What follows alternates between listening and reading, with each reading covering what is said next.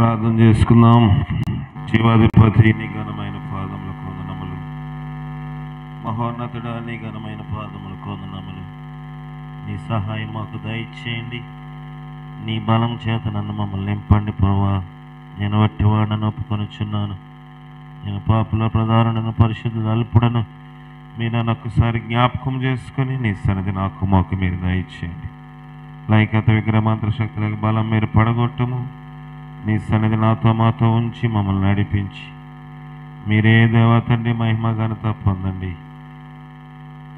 నాలో ఏ మంచి లేదు ప్రభువా, నాకు దేవా తండ్రి తగినంత శక్తిని బలము దయచేసి బలపరచు. పాపుల ప్రధాన పరిశుద్ధులు అల్పునని జ్ఞాపకం చేసుకొని వాక్యం రికార్డింగ్ దేవ లైవ్ ప్రసారం అవుచుండేటప్పుడు కూడా నాకు దేవా తండ్రి తగినంత శక్తిని బలము దయచేసి బలపరచు. పాపుల ప్రధాన పరిశుద్ధులు అల్పునని జ్ఞాపకం చేసుకొని వాక్యం రికార్డింగ్ దేవ లైవ్ ప్రసారం అవుచుండేటప్పుడు కూడా ఎలాంటి అంతరాయం లేకుండా రికార్డ్ అవట కృప దయచేసి బలపరచు. నీ ఆత్మ చేత నింపండి. వాక్యం విన్నాయి ఉన్న వారికి కూడా నీ శక్తిని బలము దయచేసి దేవా తండ్రి ఇక్కడను లైవ్లో వాక్యం విన్నాయి ఉన్న వారిని కూడా మీరు బలపరిచి ఆదరించి నాకు ఎటువంటి వర్తమానం కావాలో, ఇక్కడ కూడి ఎవరికి ఎటువంటి వర్తమానం కావాలో మీరే దయచేసి బలపరిచి మీరే మహిమ ఘనత పొందమని క్రీస్తు ద్వారా వేడుకొనుచున్నాం పరమ తండ్రి. Amen amen. ఆరాధన గీతంలోంచి ఒక పాట పాడుకుందాం. తదుపరి దేవుని వాక్యం విందాం.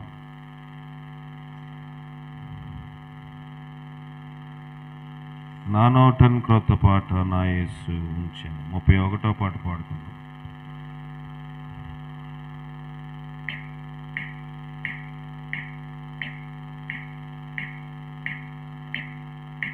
నా నోటన్ క్రొత్త పాట నా యేసు ఉంచెను.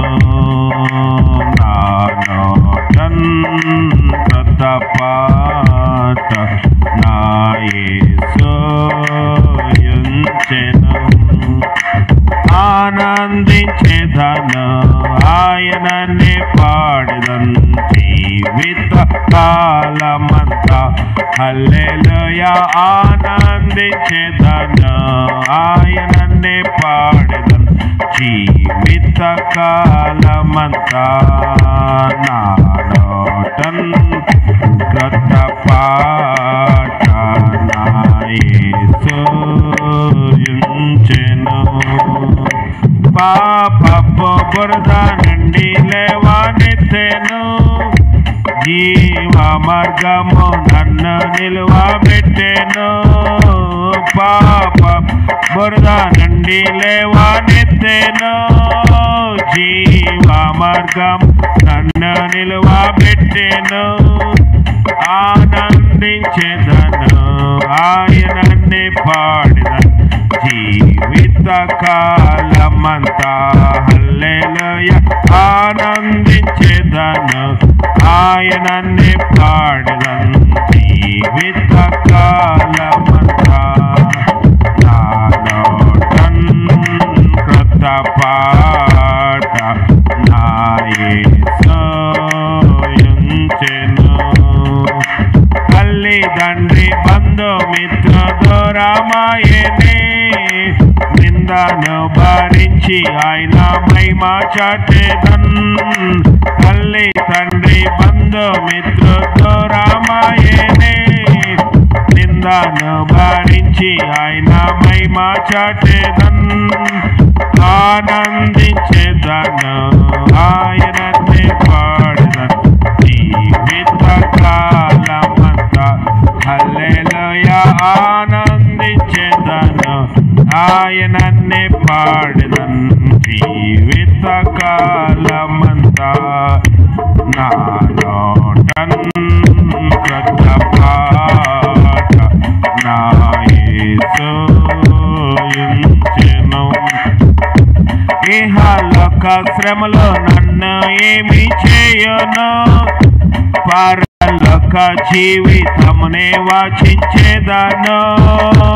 ఇహలోక శ్రమలో నన్ను ఏమి చేయను, పరలోక జీవితంని వాంఛించేదను, ఆనందించేదను, ఆయననే పాడెదను జీవితకాలమంతా. హల్లెలూయా ఆనందించేదను, ఆయననే పాడెదను జీవితకాలమంతా.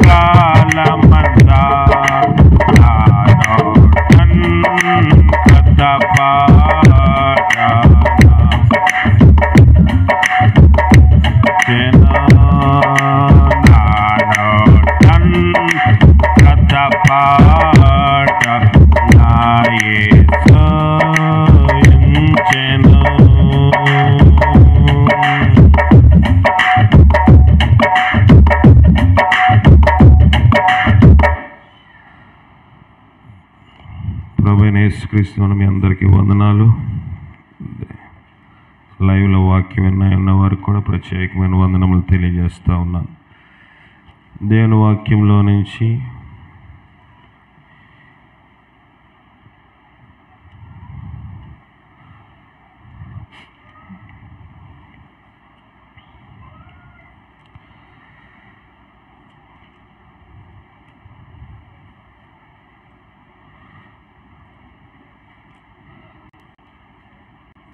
లూకా రాసిన సువార్త 19వ అధ్యాయం.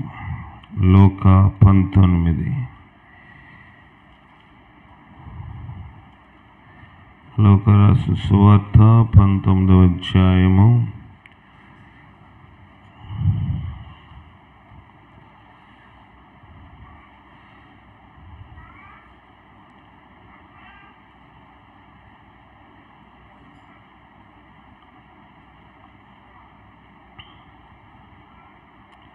ఇరవై 29వ వచనం చూసుకుందాం. ఆయన మైక్లో చదవండి. ఆయన ఒలీవల కొండ దగ్గరున్న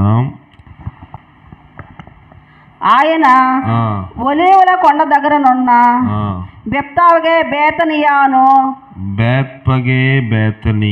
అను గ్రామముల సమీపమునకు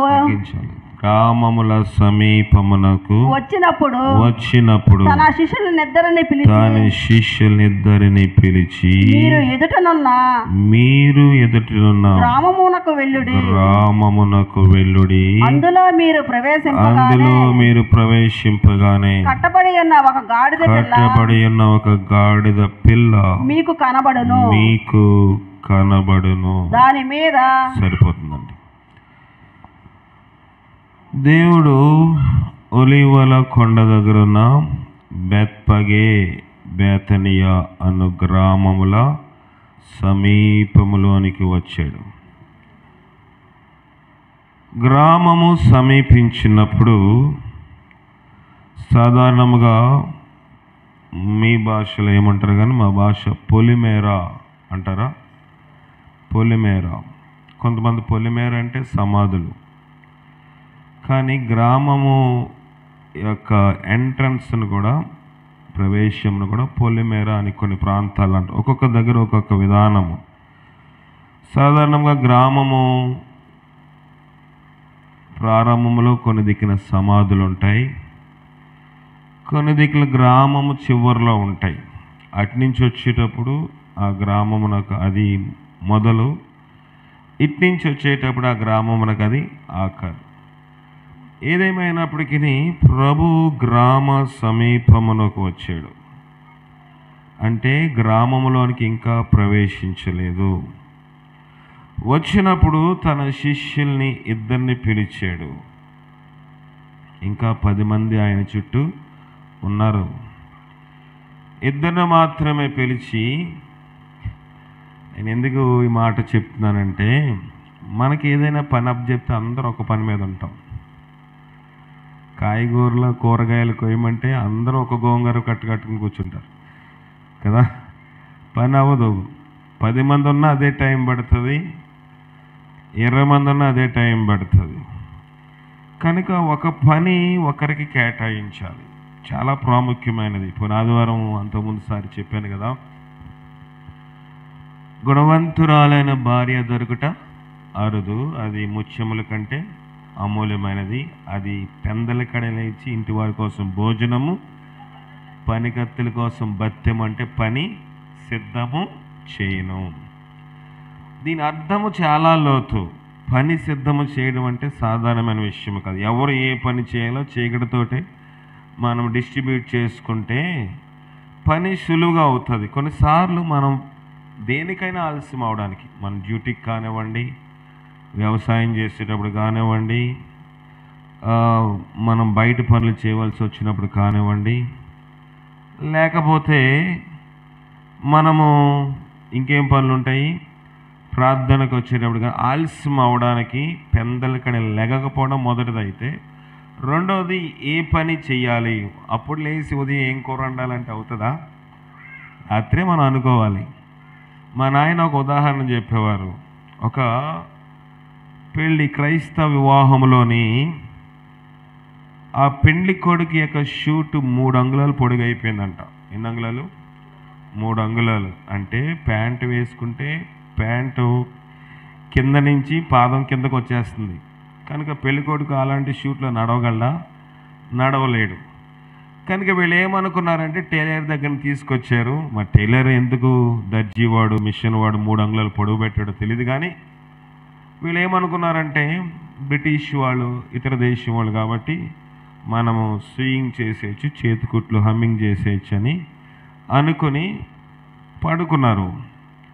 మధ్యరాత్రిలోని వాళ్ళ పెదనానికి మెలకు వచ్చింది. అరే రే, నా కొడుకు షూట్ 3 అంగుళాలు కట్ అయిపోయింది కదా అని 3 అంగుళాలు టేప్ తీసుకుని కొలిసి 3 అంగుళాలు మళ్ళీ ఏం చేశాడు, కుట్టేసి ఆ గుడ్డ ముక్కలు, ఆ రద్దయిన ముక్కలు బయట పడేసి ఆ షూట్ని సూట్ కేసులో పెట్టేసి పడుకున్నాడు. ఇంకో గంటకి వాళ్ళ పెద్దమ్మ లేచింది. అరే, నా కొడుకు షూట్ 3 అంగుళాలు పొడవైపోయింది. మళ్ళీ 3 అంగుళాలు ఏం చేసింది, కట్ చేసేసేసి మళ్ళీ కుట్లు వేసేసేసి ఆ గుడ్డలు తీసుకెళ్ళి పడేసింది. సకరేతర అయ్యేటప్పటికి తండ్రికి మెలకు వచ్చింది. అరే, నా కొడుకు షూటు 3 అంగుళాలు కట్ అయిపోయింది. సరే, ఆమె కూడా అలాగే చేసింది, పడేసింది. తల్లి లేచింది, ఉదయం 4 గంటలకు ఆమె కట్ చేసింది, పొడవ అయిపోయింది. ఇప్పుడు 3 అంగుళాలు కట్ అయ్యవలసింది ఎక్స్ట్రా 9 అంగుళాలు కట్ అయిపోయింది. ఉదయం సూట్ వేసేసి ఏం చిలకలోలాగా ఉన్నాడు. ఎవరు? పెండ్లి కొడుకు కదా. అంటే దాని ఉద్దేశం ఏంటంటే, ఒక పనిని సరిగా ప్లాన్ చేయకపోతే పెండ్లి కుమారుడుగా ఉండవలసిన ఒక వ్యక్తి పెండ్లి కుమారుని యొక్క స్వరూపమును ఏమైపోయాడు, కోల్పోయాడు. ఏది పెద్ద సూట్కి డబ్బులు ఇచ్చి కొనలేదా? 1000 పెట్టి సూటు మినిమము. ఇప్పుడు ఖరీదు 2000 నుంచి షూట్లు ఉన్నాయి, 3000, 10,000. ఇటీవల మరి మన జియో అంబానీ యొక్క కుమారుడు పెండ్లికి అయినప్పుడు వాళ్ళ తల్లి తీసుకున్న చీర 10 కోట్ల రూపాయలంట. చీర ఎంత ఖరీదు? 10 కోట్లు. మంచిదే, డబ్బులు ఉన్నాయి, వాళ్ళు కొనుక్కుంటున్నారు, మనం ఇస్తున్నాం, వాళ్ళు పోషించబడుతున్నారు. అవునా కదా? మన ఫోన్ వాడకపోతే వాళ్ళు పోషించబడతారా? కనుక అన్లిమిటెడ్ మనకి. ఇక్కడ సూట్ కట్ అయిపోయింది, ముడుకుల వరకు వచ్చేసింది. సూట్ ఎలా ఉంటుంది? 3/4 వేసుకున్నట్టు ఉంటుంది, ముక్కాలు మీ భాషలో. వేసుకున్నవాడు ఇప్పుడు నిలబడి నిలబడతాడు? పెండ్లి కుమార్తె గారు నిలబడగలడా? వేరే ప్యాంట్ వేసుకున్నాడు. పెండ్లి సూట్ మీద మ్యాచింగ్ ప్యాంట్ లేకుండా ఏదో ప్యాంట్ వేసుకుని పెళ్ళి జరిపించారు. ఇక్కడ ప్రభు కూడా ఒక పని వచ్చేసరికి, గ్రామము దగ్గరికి వచ్చేసరికి ఆయన గుర్తొచ్చింది. అంటే ప్రభుకి ప్లానింగ్ ఉంది. ప్రభు ఎప్పుడు ఏ పని చేయాలో దేవుని దృష్టిలో సమస్తమును ఉంటుంది. నేను ఎక్కడున్నా సరే, ఇక్కడున్నా అక్కడ గురించి ఆలోచిస్తాను, అక్కడున్నా ఇక్కడ గురించి ఆలోచిస్తాను. నా మైండ్లో తిరుగుతుంది. నీళ్ళు వేసాడంటే వేయలేదు, వేసావా?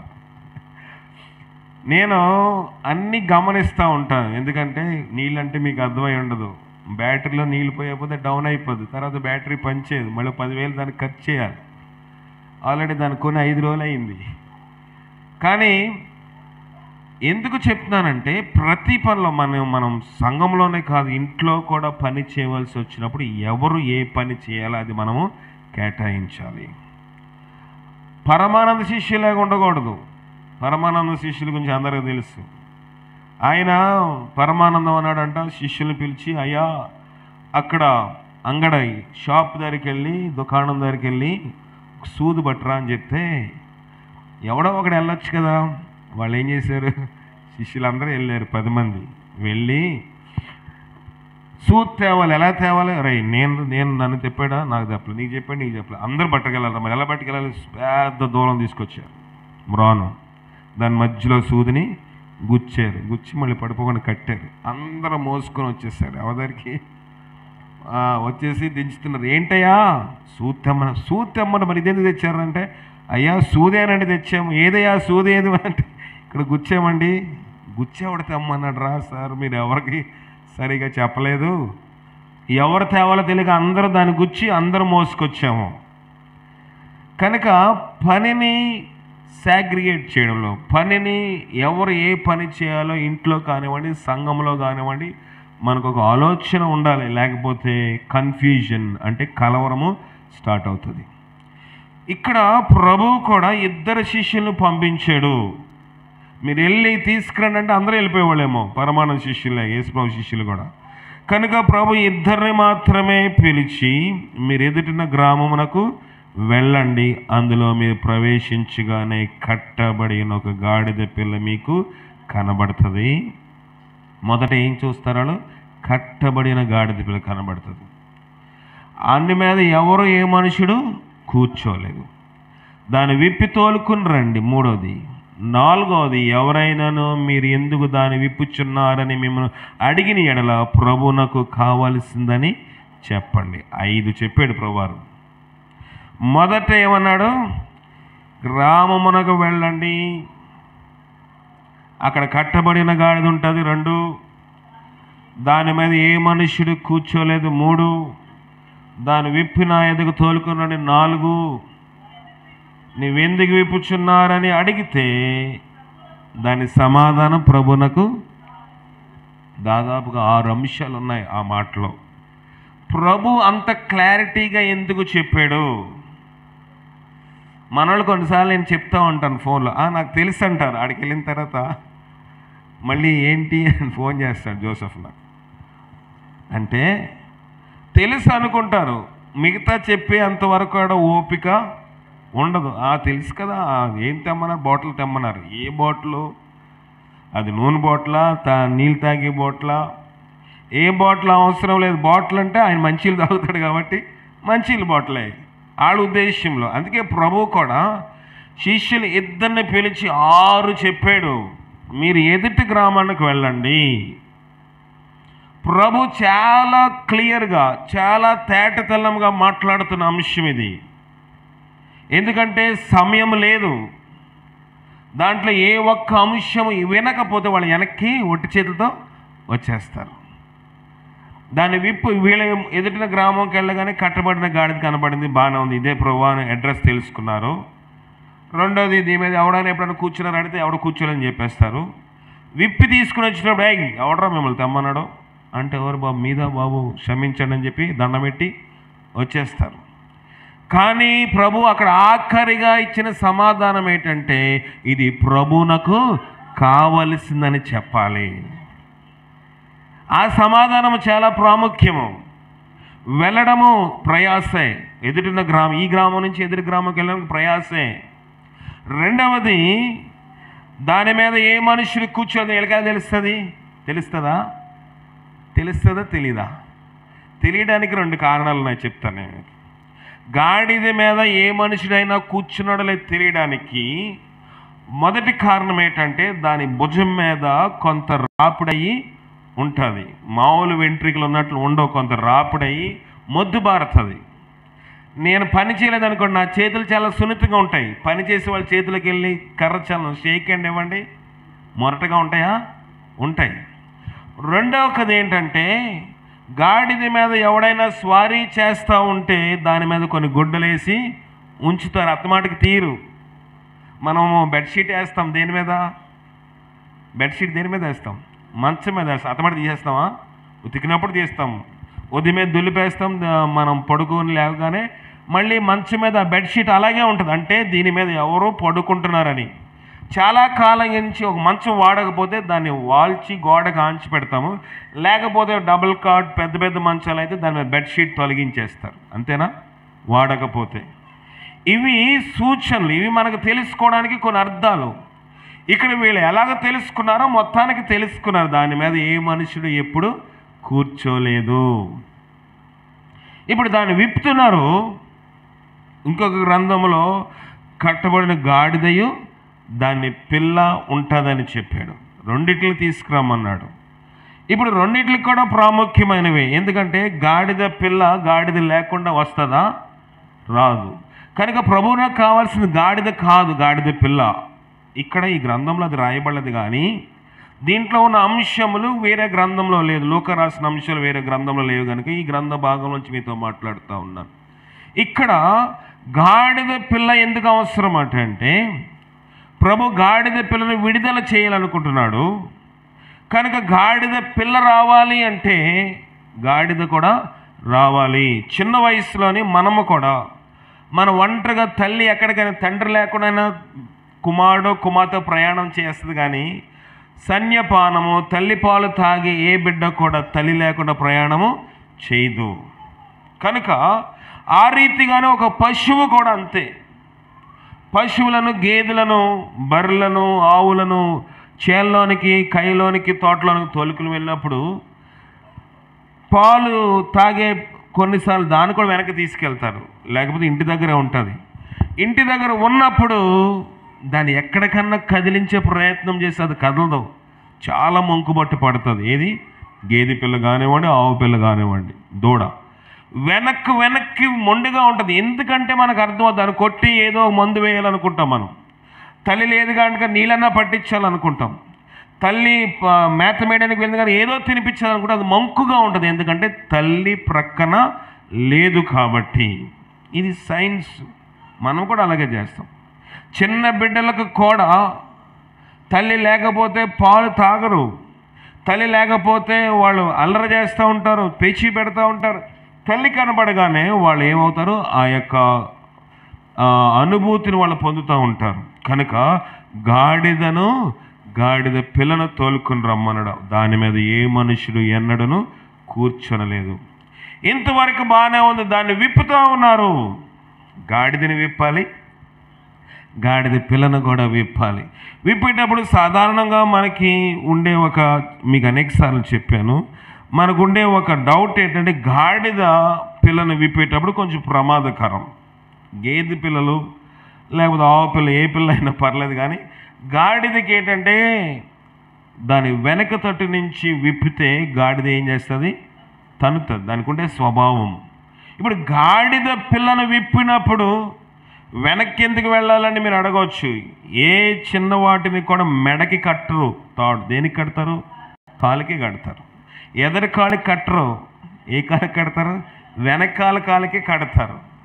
కనుక ఏ చిన్నదైనా, గేదెది కానివ్వండి, ఆవుది కానివ్వండి, దూడ దేనిదైనా కానివ్వండి, ఎదరి కాలు కడితే గబుక్కని అది లాక్కుని వెళ్తుంటే పడుతుంది కాబట్టి వెనకాలకు కడతారు. కనుక గాడిద ఈ యొక్క పిల్లను విప్పవలసి వచ్చినప్పుడు శిష్యులకు ఒక సవాల్. ఇద్దరికి ఏం చేశారో తెలియదు, ఇద్దరు ఒకరు గట్టిగా కాళ్ళు పట్టుకున్నారని తెలియదు, మొత్తానికి ఒకటి ధైర్యం చేసి ఇప్పుంటాడు. ఇద్దరు కావాలి. రెండు వస్తువులు రావాలి అంటే, ఒకటి గాడిద పిల్ల, రెండు రావాలి అంటే ఇద్దరు అక్కడ అవసరం. గాడిద పిల్ల యొక్క కాళ్ళు దగ్గర ఉన్న తాడు విప్పాలంటే ఇద్దరు ఉండాలి. ఎందుకంటే గాడిద తన్నే స్వభావం ఉంటుంది కనుక ఒకడు గట్టిగా కాళ్ళు పట్టుకుని తన్నకుండా పట్టుకుంటే ఇంకొకటి దాన్ని జాగ్రత్తగా విప్పేస్తుంటాడు. ఇదంతా చేస్తున్నప్పుడు ప్రభు అన్నాడు, ఏదైనా మీకు ఒక ప్రశ్న ఎవరైనా అడగొచ్చు. రీజనింగ్ ఎందుకు విప్పుతున్నారు అంటే ప్రభు అన్నాడు, అది ప్రభువునకు కావలసిందని అతనితో చెప్పుడని చెప్పి వారిని పంపెను. ఇంత క్లారిటీ దేవుడిచ్చాడు. ఒక గాడిదని తీసుకురండి అని చెప్పడానికి ఇంత అవసరమా అని మనం అనుకుంటాం.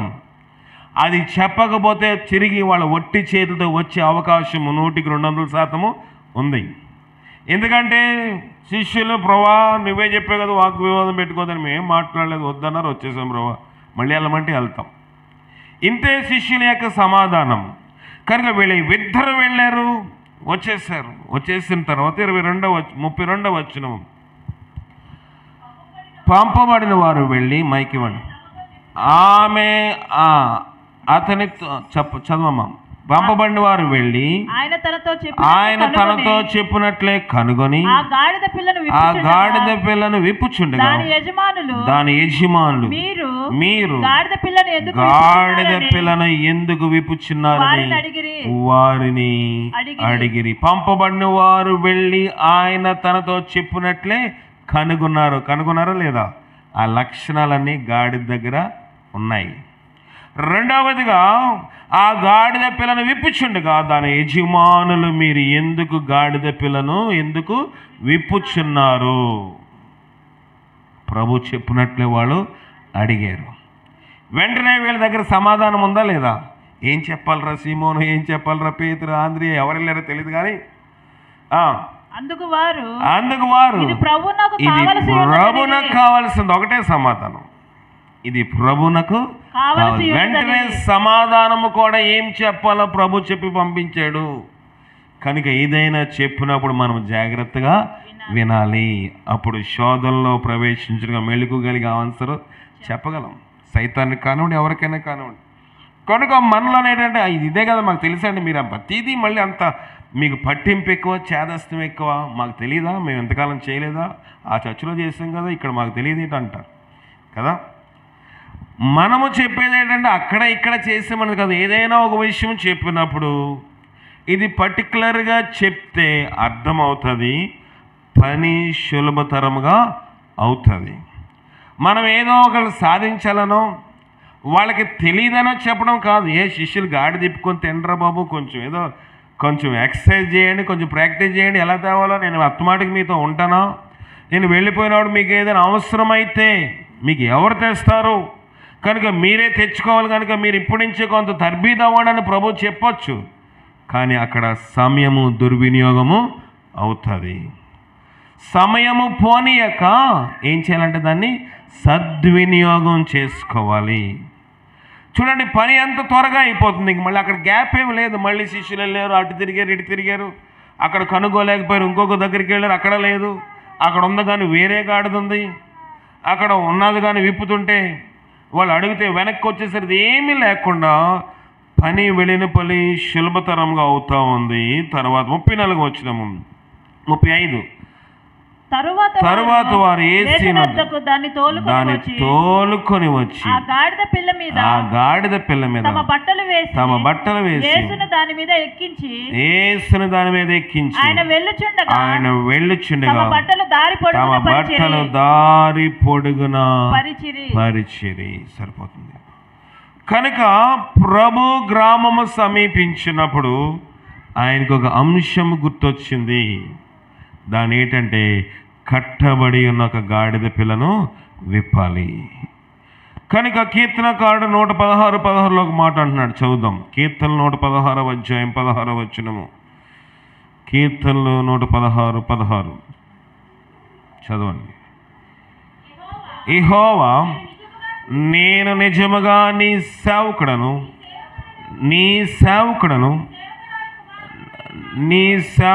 మైక్లో చదవండి. నీ సేవకురాలి కుమారునై ఉన్నాను, నీవు నా కట్లను విప్పి ఉన్నావు. సరిపోతుంది.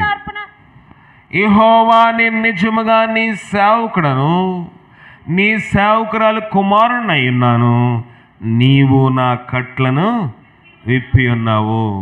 తల్లి విప్పబడాలి, కుమారుడు కూడా విప్పబడాలి. ఇక్కడ గాడిద విప్పబడాలి, గాడిద పిల్ల కూడా విప్పబడాలి. దావీదు అంటున్నాడు, యెహోవా, నేను నిజముగా నీ సేవకుడను. గాడిద పిల్ల అనుకోవచ్చు, గాడిద పిల్ల అనుకోవచ్చు, మా తల్లి మీద యేసయ్య ఎక్కలేదు, నా మీద ఎక్కడని కాళ్ళు ఎగరేయచ్చు గాడిద, అవునా కదా. కానీ దానికి సమాధానంగా దావీదు అంటున్నాడు, ప్రభువా యెహోవా, నేను నిజముగా నీ సేవకుడను, నీ సేవకురాలి కుమారునై ఉన్నాను, ఎందుకంటే నీవు మా కట్లను విప్పాను. నా తల్లి నీ సేవకురాలు ఎలాగైందంటే ఆమె కట్లు కూడా నీవు విప్పావు. ఆమె విప్పబడింది కనుక నేను కూడా విప్పబడే అనుభవంలోనికి వస్తూ ఉన్నాను. నేను నీ సేవకుడిని అవడానికి కారణము నా నా నా తల్లి కూడా నీ సేవకురాలు అయింది. నేను నీ సేవకురాలి కుమారునై ఉన్నాను. గాడిద పిల్ల విప్పబడమే కాదు, మన ఇంట్లోని మనం విప్పబడాలంటే మన పూర్వీకులకు కట్లేమో వాళ్ళ ముందు విప్పబడాలి. అయ్యా మా తాత చచ్చిపోయాడండి, మా తల్లి చచ్చిపోయిందండి, మా తండ్రి చచ్చిపోయాడు అనుకుంటున్నావా? తండ్రి చచ్చిపోయినా తల్లి చచ్చిపోయినా పితరుల యొక్క దోషముల కోసం మనము ఇప్పుడు ఏం చేయాలి? పశ్చాత్తాపడాలి. వాళ్ళు విప్పబడకుండా వెళ్ళిపోయి ఉండొచ్చు. వాళ్ళు కట్టబడిన స్థితిలోనే వాడు త్రాగులోనో పాపంలోనో విగ్రహారాధనలోనో ఏం చేశారో లోకంలో ఇష్టానుసారంగా ఎలా జీవించారో తెలియదు మనకి. కానీ ప్రభు అంటున్నాడు, వాళ్ళ ఆస్తి నువ్వు తీసుకుంటున్నావా తీసుకోవట్లేదా? తీసుకుంటావు. వాళ్ళు కట్టిన ఇల్లు తీసుకుంటున్నావా తీసుకోవట్లేదా? అన్నీ తీసుకున్నప్పుడు వాళ్ళ శాపం పాపం కూడా నువ్వు తీసుకోవాల్సిన అవసరం ఉందా లేదా? ఉంది. కనుక ఆ అవసరం లేకుండా ఉండాలంటే ప్రభువును నన్ను ద్వేషించి నా ఆజ్ఞలు గైకొనని వారి విషయంలో 3-4 తరముల వరకు తండ్రుల దోషము కుమారుల మీదకి రప్పిస్తాను. కనుక మీరు ఏం చేయాలి? వాటి నిమిషమై పశ్చాత్తాపడాలి. ఉందా లేదా బైబిల్లో? ఎక్కడుంది? నెహెమ్యాలో ఉన్నది అనుకోండి. చూడండి, ఆ మాట కాదు. వారి పితరుల కోసము దోషము కోసం వాళ్ళు ప్రార్థన చేసినట్లుంటారు. నెహెమ్యా గ్రంథమే నాకు తెలిసినంత వరకు, నాకు మైండ్ ఉన్నంత వరకు. ఒక జాము సమయము వారు ప్రార్థన చేసిరి. చూద్దాం. అయ్యే నేను ఏదో కొత్తగా చెప్పేస్తున్నాను అనుకుంటారు మళ్ళీ మీరు. నెహెమ్యా రాసిన గ్రంథంలోనే ఉంటుంది, జాగ్రత్తగా చూడండి.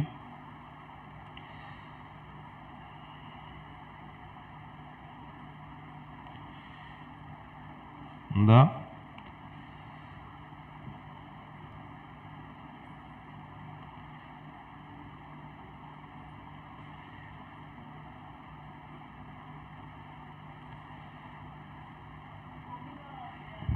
నెహెమ్యా 9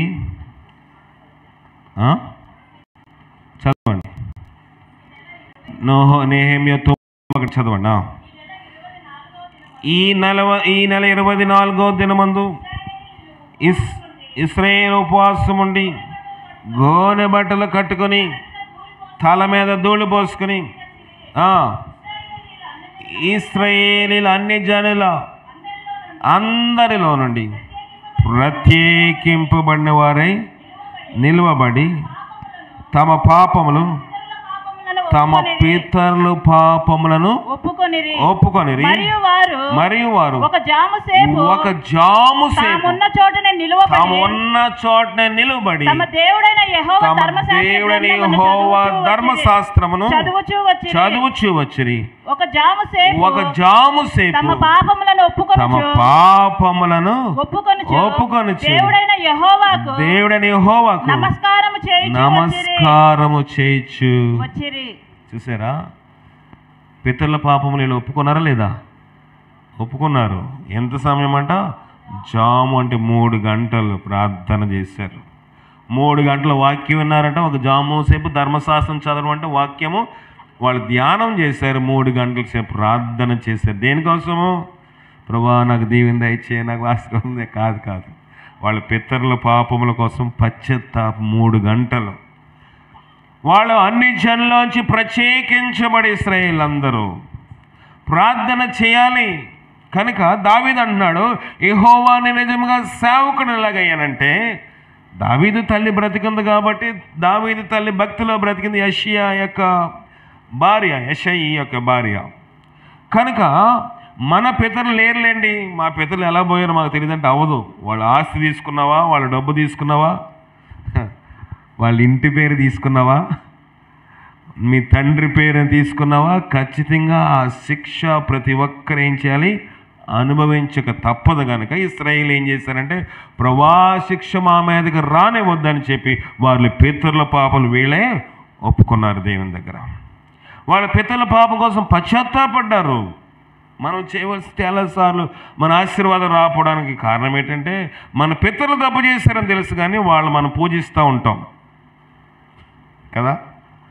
తప్పు చేశారని తెలిసి కూడా మనం ఏం చేస్తాం? పూజిస్తాం, వాళ్ళ ఫోటోలు పెట్టుకుని దండం పెడతాం, పువ్వులు పెడతాం. అయ్యో మా పితలు త్రాగబోతండి, పెద్ద ఫోటో పెట్టి పువ్వులు పెట్టాలి. ఎందుకు? తాగి చచ్చిపోయినందుకు. అవునా? మా పితలు చాలా గొప్పవాళ్ళండి, మంచిదే, కానీ వాళ్ళ కోసం నువ్వు పశ్చాత్తాపడింది ఏంటి? అయ్యో వాళ్ళ యొక్క దోషం నీ మీద పనిచేస్తూ ఉంటుంది ఏదో టైంలో. అయ్యా ఇతను ఇలాగెందుకున్నాడండి, అయ్యా వాళ్ళ నాన్న ఇలాంటోడండి, వాళ్ళ అమ్మ ఇలాంటిదండి, వాళ్ళ నాయన ముందే ఇంటికి ఎవరు వచ్చినా గొడవ పెట్టుకునేదండి, అందుకే ఈమె అలాగా ఉంటున్నారండి. వాళ్ళ లక్షణాలు మనలో కనబడవా? కనబడతాయి ఖచ్చితంగా. కనుక మనం అలాంటి వారిని మనము పూజ చేయవలసిన అవసరత లేదు. ప్రభు ఇక్కడ ఇశ్రాయేలు వాళ్ళందరూ ఫోటోలు పెట్టుకుని దండం పెట్టుకోవట్లే, ఏం చేస్తున్నారు? పశ్చాత్తాపడుతున్నారు. పాపం, అయ్యో మా పితలు దొంగలు, మా పితలు ద్రోహులు, మా పితలు ఇష్టానుసారంగా జీవించారు, మేము చచ్చిపోయినంత వరకు వాళ్ళు చెడ్డోళ్ళు అన్నాము, చచ్చిపోయిన తర్వాత ప్రతి ఒక్కడు మనకేంటి? మంచోడే. కనుక చచ్చిపోయేంత వరకు ఇది ఎప్పుడు చావురాదే అంటాము. చచ్చిపోయిన తర్వాత అయ్యో అని మనము గొల్లు చేస్తాం, అవావా అని ఏడుస్తాం కదా. గొల్లు అంటే నిజంగా కన్నీరు రాదు, చచ్చిపోయాడని మనసులో ఒక హృదయంలో బాగానే చచ్చిపోయలే కదా, దొంగ ప్రేమ ఉంటుంది కదా. అందరూ అలాంటి వారు అని చెప్పడం లేదు. కానీ ఇక్కడ దావీదు అంటాడు, ముగింపులోకి వచ్చేసాను. దావీదు అంటా ఉన్నాడు, యెహోవా నిజముగా నీ సేవకుడను, నీ సేవకురాలి కుమారుడై ఉన్నాను, నీవు నా కట్లను విప్పి ఉన్నావు. నా కట్లు ఇప్పితేనే మన సేవకులము, సేవకురాలు బిడ్డలం అవుతాం. ఇదిగో 18 ఏళ్ల నుండి సాతాను బంధించిన అబ్రహాము కుమార్తె నేను, ఈమెను విశ్రాంతి దినమందు ఈ కట్ల నుంచి విడిపింప తగదా. అదే లోకరాసిన సువార్తలో ఉంటుంది, చూడండి. ఆ మాట చదివి ముగించేద్దాము. లోకరాసిన సువార్తలోనే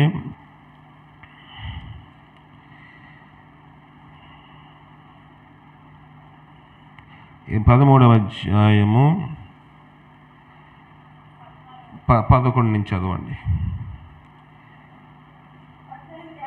18 ఏళ్ల నుండి బలహీనపరచు దయ్యము పట్టిన ఒక స్త్రీ అచ్చట నేను ఆమె నడి వంగిపోయేంత మాత్రము చక్కగా నిలవబడలేకపోయి. 16వ వచనము, ఇదిగో 18 ఏళ్ల నుండి సాతాను బంధించిన అబ్రహాము కుమార్తె అయిన ఈమెను విశ్రాంతి దినమందు ఈ కట్ల నుండి విడిపింపతగదా అని అతనితో చెప్పాను. సరిపోతుంది. అతనితోటి చెప్పాడంట. ఏమని? ఇదిగో 18 ఏళ్ల నుండి సాతాను బంధించిన అబ్రహాము కుమార్తెని ఈమెను విశ్రాంతి దినమందు ఈ కట్ల నుంచి విడిపించాలి. అబ్రహాము కుమార్తె కానీ కట్లు విడిపింపబడలేదు. అబ్రహాము కుమార్తె కానీ కట్లు విడిపించబడలేదు. ఆమెను కట్లు విడిపించడానికి ఎవరు ప్లాన్ చేయలేదు, ఎవరు ఆమె విషయమై శ్రద్ధ కలిగలేరు. ఇక్కడ ప్రభు అయితే గాడిద విషయమై శ్రద్ధ కలిగి ఉన్నాడు. దేవుడు మనుషుల విషయమై ఎక్కువ శ్రద్ధ కలిగి ఉంటాడని బైబిల్ చెప్తుంది. ఆకాశ పక్షులను చూడండి, అవి దున్నవు, విత్తవు, కోయవు, పంటలు ధాన్యము నిల్వ చేసుకుని కూర్చుకొనవు, ఆయనను మన ప్రియ పరలోకపు తండ్రి వాటిని నిశ్చయముగా పోషిస్తూ ఉన్నాడు. మరి వాటికంటే మీరు శ్రేష్ఠులు కారా? దేవుడు ఆకాశ పక్షులకి ఇల్లున్నాయా? మనకు లేక పక్షులకి వర్షం వస్తే కొన్నిసార్లు తడిసిపోతాయి. పాపం కొన్ని పక్షులు తెలివి తక్కువగా ఉంటాయి. సరైన గూళ్ళు ఏవో పిచ్చి గూడు పెట్టుకుంటుంది. మనకు లేటాడు ఎవడో వెళ్ళి దాన్ని కర్రతోటి తీసేస్తాడు. ఆకాశ పక్షిని చూడి, అవి దున్నవు. మనకు వ్యవసాయం వచ్చింది, ట్రాక్టర్ దొరకలేదు, నాగలు దొరకలేదు, హడావిడి చేసేస్తాం. దున్నటం లేదు, ఇంకేం చేయట్లేదు, విత్తనములు విత్తటం లేదు, పంటను కోయటం లేదు, కూర్చుకుని కొట్టలోని ధాన్యము నిల్వ చేయటం లేదు. అయినను ప్రియ పరలోకపు తండ్రి వాటిని పోసింది. వాటికంటే మీరు శ్రేష్ఠులు కారా? గాడిదను గాడిద పిల్ల విడిపిస్తే, అందుకే దావీదు అన్నాడు, గాడిద పిల్లని విడిపించడానికి నీ కుమారుడు రాబోతున్నాడు. అంతకన్నా ముందు నేను నా తల్లి విడిపించబడ్డాము. మనం అందరికంటే శ్రేష్ఠులము, మనందరికంటే గొప్పవాళ్ళము, మనందరికంటే ఉన్నతమైన మెట్లో ఉన్నవాళ్ళము. ఈ రాత్రి ప్రభు నీతో నాతో మాట్లాడేది అదే. విడిపించబడ్డావా? నీ పితరుల పాపముల గురించి ఎప్పుడైనా పశ్చాత్తాపడ్డావా? అయ్యా, నా కోసమే నేను ఎప్పుడు చేసుకోనండి కదా. అయ్యో, నేను పాపినని ఎప్పుడైనా ప్రార్థన చేస్తావు? నా పితరుల పాపులు ప్రభువా. ఎందుకంటే నీతిమంతుడు లేడు, ఒక్కడను కూడా లేడు కాబట్టి, అందరూ పాపం చేస్తాం కాబట్టి అందరి విషయమే మనం పశ్చాత్తాపడాలి. ఏదైనా పని చేస్తున్నప్పుడు శ్రద్ధ కలిగి పని చేయాలి. ఏదైనా పని చేస్తున్నప్పుడు ఎవరికి ఏ పని అప్పగించాలో అప్పగించబడి చేస్తే పని సులభంగా అవుతుంది, త్వరగా కూడా అవుతుంది. ఆ విధంగా మనము దేవుని సన్నిధిలో ముందుకు సాగినట్లుగా పరిశుద్ధాత్మ శక్తి సహాయం చేసి కాపాడుగా ప్రార్థన చేసుకుందాం. జీవగల దేవాన్ని ఘనమైన పాదములు కొందనములు, నీ సహాయం మాకు దయచేయండి. ఈ రాత్రికాల సమయంలో నీవు ఇచ్చిన వాక్యముకే నీకు వందనములు. దేవా తండ్రి, మాకు ఇచ్చి ఉన్న పనిని మేము సులభతరంగా చేయడానికి, ఒక పనిని 2-3 చేయడం కాదు, కానీ పనికి ఎంత ఉందో అవసరమో అలాగ పని చేయడానికి నువ్వు శిష్యులకు నేర్పించినావు. పని చేసేటప్పుడు దేవుడు ప్రభువా, నువ్వు వారికి ఇచ్చిన సూచనలను, వారికి ఇచ్చినవన్నీ వారు విన్నారు కాబట్టి గాడిదను కనుగొన్నారు, గాడిదని పిల్లలు విప్పారు, ప్రభు నాకు తోలుకొని వచ్చిన అడిగిన వారికి సమాధానం చెప్పగలిగారు. పని ఎంతో సులభతరంగా అయ్యింది. అలాగే మేము ఏదైనా పని చెప్పినప్పుడు మాకు ఇవ్వబడిన పనిని మేము శ్రద్ధగా విని దాని ప్రకారం వెళ్ళే భాగ్యం కూడా మాకు దయచేయండి. చెవులు గలవాడు వినుగా కన్నావు. దేని విషయంలో శ్రద్ధ కలిగి వినినప్పుడు మేము పనిని సులభతరంగా చేయగలమనే ఒక సూచన, ఒక పాఠం మాకు ఈ బిడ్డల ద్వారాగా మాకు నేర్పించిన విధానానికే నీకు వందనములు. దేవా తండ్రి, విప్పబడి ఉన్న గాడిద విషయమే మాతో మాట్లాడుతున్నావు. దావీదు తల్లియు దావీదు విప్పబడ్డారు కనుక దావీదు సేవకుడు అయినాడు. మేము విప్పబడాలి, సేవకులు అవ్వాలంటే మా పితరుల పాపల యుతమైన నెహెమ్యా కాలంలో ఇశ్రాయేలు ఎలాగ పశ్చాత్తాపడ్డారో అలాంటి పశ్చాత్తాపాత్మ మాకు మీరు దయచేసి భద్రపరచమని మా ప్రభును రక్షకుడైన క్రీస్తు అడిగి వేడుకొనిచున్నాం పరమ తండ్రి, ఆమేన్. మన పరమ తండ్రి అయిన దేవుని యొక్క ప్రేమ, కుమారుని యేసుక్రీస్తు వారి కృప, పరిశుద్ధాత్మిక నీ సహవాసం ఇప్పుడు ఎల్లప్పుడు సదా మనకు తోడై నడిపించి కాపాడను గాక. ఆమేన్. అందరికీ వందనాలు. సెలవు తీసుకుందాం.